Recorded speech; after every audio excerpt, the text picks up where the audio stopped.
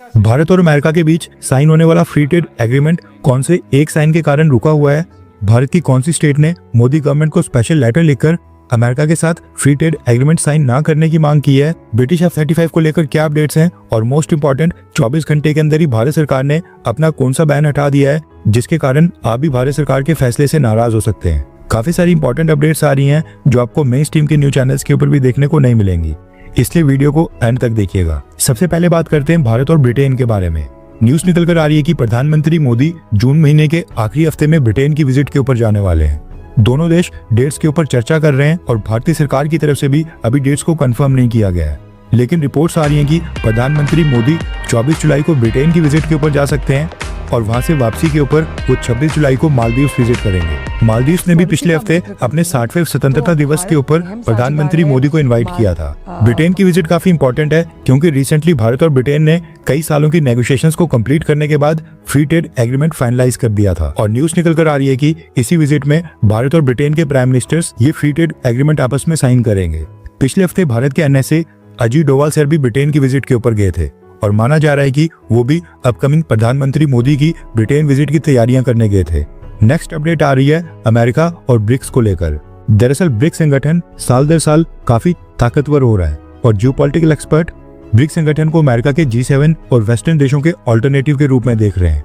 अभी भी 15 से 20 देश ऐसे हैं जो लगातार पुश कर रहे हैं और ब्रिक्स में शामिल होना चाहते हैं। अब जो पिछले कल ब्रिक्स समिट हुआ है इसके ऊपर US प्रेसिडेंट डोनाल्ड ट्रंप का भी एक रिएक्शन आ गया है। डोनाल्ड ट्रंप ने अनाउंस किया है कि जो भी देश ब्रिक्स की एंटी अमेरिका यानी अमेरिका विरोधी पॉलिसीज का साथ देगा उन देशों के ऊपर मैं 10% का एडिशनल टैरिफ लगाऊंगा और इस 10% के एडिशनल टैरिफ की पॉलिसी के ऊपर कोई भी एक्सेप्शन नहीं होगी, यानी किसी भी देश को नहीं बख्शा जाएगा, फिर चाहे वो अमेरिका का अलाई हो या फिर कोई भी। ये कहना है डोनाल्ड ट्रंप का। डोनाल्ड ट्रंप और अमेरिका इस समय लगातार कोशिश कर रहे हैं कि दुनिया के ज्यादा देश ब्रिक्स के साथ ना जुड़े और ब्रिक्स का सपोर्ट ना करें।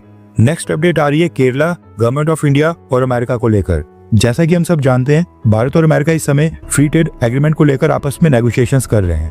अभी जो ट्रेड एग्रीमेंट भारत और अमेरिका के बीच होना है इसको लेकर केरला की स्टेट गवर्नमेंट ने आपत्ति जताई है और गवर्नमेंट ऑफ इंडिया से अपील की है कि भारत सरकार अमेरिका के साथ ये फ्री ट्रेड एग्रीमेंट या फिर बायलैटरल ट्रेड एग्रीमेंट साइन ना करे।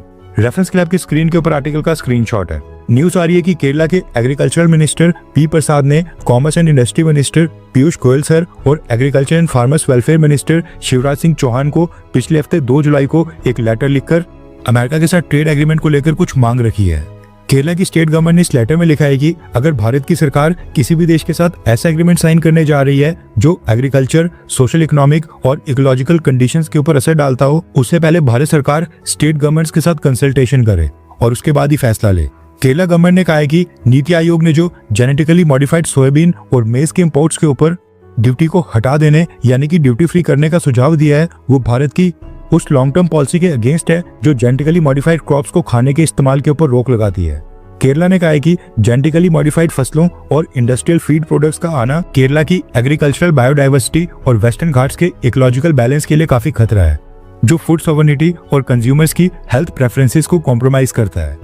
ऐसे कंसेशंस के दूरगामी प्रभावों के ऊपर गहरी चर्चा के बाद ही हमें किसी भी ऐसे एग्रीमेंट को फाइनलाइज करना चाहिए, लेकिन उससे पहले हम इसका स्पष्ट और दृढ़ विरोध करना चाहते हैं जो लाखों की रोजी रोटी को खतरे में डाल सकता है और केरला और भारत के यहाँ पर जो एग्रीकल्चरल इकोनॉमी है उसके मूल आधार को ही हिला सकता है। ये कहना है केरला की स्टेट गवर्नमेंट का।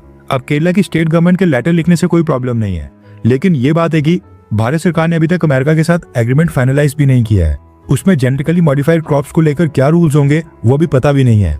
भारत सरकार ने जेनेटिकली मॉडिफाइड क्रॉप्स की कंजम्पशन के बारे में कोई भी गाइडलाइंस या फिर सर्कुलर जारी नहीं किया है, बस एंटिसिपेशन में ही कि अमेरिका के साथ ये साइन करने से ये हो जाएगा, वो हो जाएगा, सब जगह तबाही मच जाएगी। सिर्फ इसी बात के ऊपर ये बोल देना कि अमेरिका के साथ फ्री ट्रेड एग्रीमेंट ही साइन नहीं करो, ये पूरी तरह से गलत है और भारत अमेरिका के साथ ट्रेड एग्रीमेंट ही साइन ना करे और एक स्टेट द्वारा ऐसी डिमांड रखना जो पूरी कंट्री को प्रभावित करती हो वो भी गलत है। सेंट्रल गवर्नमेंट को और कई सारी चीजों को कंसीडर करना पड़ता है। भारत और अमेरिका के बीच फ्री ट्रेड एग्रीमेंट होने से भारत को कई तरह के इकोनॉमिक बेनिफिट्स मिल सकते हैं। भारत के एक्सपोर्ट्स बढ़ने से भारत में मैन्युफैक्चरिंग और एम्प्लॉयमेंट को बूस्ट मिलेगा। अलग अलग सेक्टर्स में जॉब्स क्रिएट होंगी, खासकर टेक्सटाइल्स, फार्मा, एग्रीकल्चर प्रोसेसिंग और IT सेक्टर्स में। फ्री ट्रेड एग्रीमेंट के जरिए भारत के प्रोडक्ट्स अमेरिका की मार्केट में ड्यूटी फ्री या फिर सस्ते प्राइस के ऊपर पहुंच पाएंगे, जिससे मेक इन इंडिया को ग्लोबल प्लेटफॉर्म मिलेगा। भारत की कंपनीज के पास पैसा आएगा तो वो इन्वेस्टमेंट और बढ़ा पाएंगी। कहने का मतलब है कि अमेरिका जैसे दुनिया के सबसे बड़ी मार्केट के साथ फ्री ट्रेड एग्रीमेंट का स्वागत होना चाहिए, विरोध नहीं। और ये भारत की अर्थव्यवस्था के लिए काफी अच्छा स्टेप हो सकता है। इसके साथ ही अमेरिका के साथ फ्री ट्रेड एग्रीमेंट के बारे में बात करें तो न्यूज आ रही है कि एक interim trade agreement Bharat and America के बीच फाइनलाइज हो गया है। रेफरेंस के लिए आपकी स्क्रीन के ऊपर आर्टिकल का स्क्रीनशॉट है। न्यूज आ रही है कि एक इंटरिम ट्रेड एग्रीमेंट दोनों देशों ने फाइनलाइज कर दिया है, जिसको बस डोनाल्ड ट्रंप की फाइनल नोट मिलना बाकी है। यानी कि अमेरिका का जो ट्रेड डिपार्टमेंट है उसने इंटरिम ट्रेड एग्रीमेंट को ओके करके डोनाल्ड ट्रंप के अप्रूवल के लिए भेज दिया है। अब डोनाल्ड ट्रंप का अप्रूवल मिलता है तो ये इंटरिम ट्रेड एग्रीमेंट साइन हो जाएगा। अगर डोनाल्ड ट्रंप दोबारा से अपने ट्रेड डिपार्टमेंट को कुछ बदलाव करने के लिए कहते हैं तो फिर नेगोशिएशंस दोबारा से होंगी। अब देखना ही होगा कि क्या डोनाल्ड ट्रंप इस इंटरिम ट्रेड एग्रीमेंट को साइन करते हैं या फिर नहीं। माना जा रहा है कि टैरिफ्स की डेडलाइन के चलते भारत और अमेरिका अभी फिलहाल इंटरिम ट्रेड एग्रीमेंट साइन करेंगे और नेगोशिएशंस के लिए कम समय मिलने के कारण जिन मुद्दों के ऊपर सहमति नहीं बन पा रही है वो इस साल के अंत तक डिस्कस करके सुलझा दिए जाएंगे और फिर हम साल के अंत तक एक फुल ट्रेड डील साइन कर लेंगे। अभी बस एक टेम्परेरी या फिर ये कह लो कि short term initial agreement sign होगा। अब देखना ही होगा कि डोनाल्ड ट्रंप इस इंटरिम ट्रेड एग्रीमेंट को साइन करते हैं या फिर कोई नया ड्रामा क्रिएट करते हैं। नेक्स्ट अपडेट आ रही है भारत और चाइना को लेकर। आपको याद होगा ऑपरेशन सिंदूर के समय जब भारत एंड पाकिस्तान ने एक दूसरे के ऊपर हमले किए थे, उसमें पाकिस्तान ने भारत के खिलाफ चाइनीज ओरिजिन की PL-15E मिसाइल्स भी फायर की थी। अभी जो चाइनीज PL-15E मिसाइल्स हैं ये लंबी दूरी तक मार करने वाली beyond visual range air to air missiles हैं जो पाकिस्तान ने चाइना से परचेज की हैं। हुआ ये कि जब पाकिस्तान के फाइटर जेट्स ने ये PL-15E मिसाइल्स भारत के खिलाफ फायर की थी, इनमें से कुछ मिसाइल्स भारत की टेरिटरी में आकर गिर गई थी और इन्होंने एक भी टारगेट को हिट नहीं किया था। ऑपरेशन सिंदूर के समय भारत के पास इन मिसाइल्स का काफी सारा डेब्रिस यानी कि मलबा इकट्ठा हो गया था।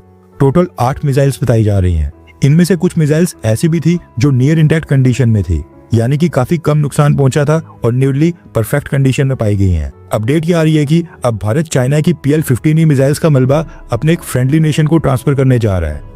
अब ये फ्रेंडली नेशन कौन सा है उसका नाम तो खैर सामने नहीं आया है, लेकिन जो पहले न्यूज आई थी उसमें क्लेम किया गया था कि अमेरिका, जापान, फ्रांस और ताइवान, इन 4 देशों ने भारत से चाइनीज PL-15E मिसाइल्स का डेब्रिस एक्सेस मांगा है। अब इनमें से वो कौन सा देश है जिसको भारत ने चाइनीज मिसाइल का डेब्रिस का एक्सेस दे दिया है ये तो खैर पता नहीं है और शायद कभी पब्लिक में आए ना। लेकिन चाइना का अपनी इस मिसाइल को लेकर कहना है कि भारत के पास डेब्रिस आने से उनको कोई फर्क नहीं पड़ता है, क्योंकि पाकिस्तान को उन्होंने जो वेरिएंट दिया है वो एक्सपोर्ट वेरिएंट है, यानी कि वो PL-15 का ओरिजिनल वेरिएंट नहीं है जो वो खुद इस्तेमाल करते हैं। यानी कि इसका मतलब है कि उन्होंने पाकिस्तान को घटिया वेरिएंट दिया है, वो पाकिस्तान जिसको वो आयरन ब्रदर बोलते हैं। वैसे चाइना अपनी इस PL-15E मिसाइल को लेकर काफी डिंगे आंकता था, लेकिन रिसेंट क्लैशेस में ये भारत के फाइटर जेट्स के खिलाफ पूरी तरह से फेल साबित हुई हैं। और वैसे भी चाइनीज वेपन और इक्विपमेंट किस क्वालिटी के होते हैं ये भारत ने एक बार फिर से ऑपरेशन सिंदूर के समय पूरी दुनिया को शो कर दिया है। नेक्स्ट अपडेट आ रही है इंटरनेशनल न्यूज चैनल्स के बारे में जिनके अकाउंट भारत सरकार ने बैन कर दिए थे। दरअसल न्यूज आ रही है कि रॉयटर्स, टर्की से TRT वर्ल्ड और चाइना की ग्लोबल टाइम्स और शिन्हुआ न्यूज के ऊपर जो भारत सरकार ने बैन लगा दिया था उसको वापस हटा दिया गया है और ये तीनों न्यूज चैनल्स और इनके ट्विटर अकाउंट वापस से भारत में एक्टिव हो गए हैं। न्यूज आ रही है कि ये बस 24 घंटे के लिए ही भारत में बैन किए गए थे। अब केवल 24 घंटे के लिए बैन करने का क्या मतलब है? क्या मोदी सरकार इनको कोई संदेश देना चाहती थी या फिर ये बस वार्निंग थी? ये तो खैर भारत सरकार के स्पोक्स पर्सन ने नहीं बताया, लेकिन हम यहाँ पर उम्मीद कर रहे थे कि अब इनके बाद अल जजीरा और BBC न्यूज को भी बैन कर दिया जाना चाहिए, मगर सरकार ने तो इनके ऊपर से भी बैन हटा दिया है। ये सब तब हो रहा है जब प्रधानमंत्री मोदी जी ब्रिक्स समिट के लिए विदेशी यात्रा के ऊपर हैं। नेक्स्ट अपडेट आ रही है ब्रिटेन के F-35 के बारे में जो भारत के केरला के तिरुवनंतपुरम एयरपोर्ट के ऊपर है। जैसा कि हमने आपको बताया था कि ब्रिटेन से एक military transport aircraft Thiruvananthapuram airport के ऊपर लैंड हुआ है। अब न्यूज निकल कर आ रही है कि टोटल 24 मेंबर की टीम ब्रिटेन से भारत आई है, यानी कि 24 इंजीनियर्स हैं। अब ये टीम जब भारत आई उसके बाद ही जाकर ब्रिटिश नेवी के F-35 को इन्हीं की सुपरविजन के अंडर हैंगर्स में मूव किया गया है, यानी कि ब्रिटिश नेवी का F-35 1 इंच भी मूव नहीं किया गया था। ब्रिटेन ने खुद ही अपने इस F-35 को हैंगर्स में मूव किया है, यानी कि अपने सामने मूव करवाया है। इसका मतलब है कि जब इंडियन एयरफोर्स ने F-35 को मूव करके हैंगर्स में ट्रांसफर करने का ऑफर दिया था उसको ब्रिटेन ने रिजेक्ट कर दिया था एंड अब जाकर खुद ही इसको हैंगर्स तक मूव किया है और हैंगर्स में मूव करने के बाद अब इसके ऊपर रिपेयर्स का फर्स्ट अटेम्प्ट स्टार्ट होगा। हर 24 घंटे के अंदर जियोपॉलिटिक्स में बड़े फेरबदलाव और उलटफेर हो रहे हैं और भारत के लिए नए चैलेंजेस आ रहे हैं। कोई देश अपने फैसले से पलट रहा है तो कोई देश ब्लैकमेलिंग के ऊपर उतर आया है। सभी देश एक दूसरे को नीचे लगाने की कोशिश कर रहे हैं। इन सब के बीच हमारा भारत किसी भी देश से पीछे न रह जाए, इसके लिए मोदी सरकार लगातार कोशिशें कर रही है। आपका एक लाइक हमारे चैनल को ग्रो करने में काफी मदद करेगा और एक सब्सक्राइब ये सुनिश्चित करेगा कि आप किसी भी इंपॉर्टेंट अपडेट को मिस ना करें। अगर आपने हमारे चैनल को पहले से सब्सक्राइब किया है तो दिल से धन्यवाद। जय हिंद, वंदे मातरम।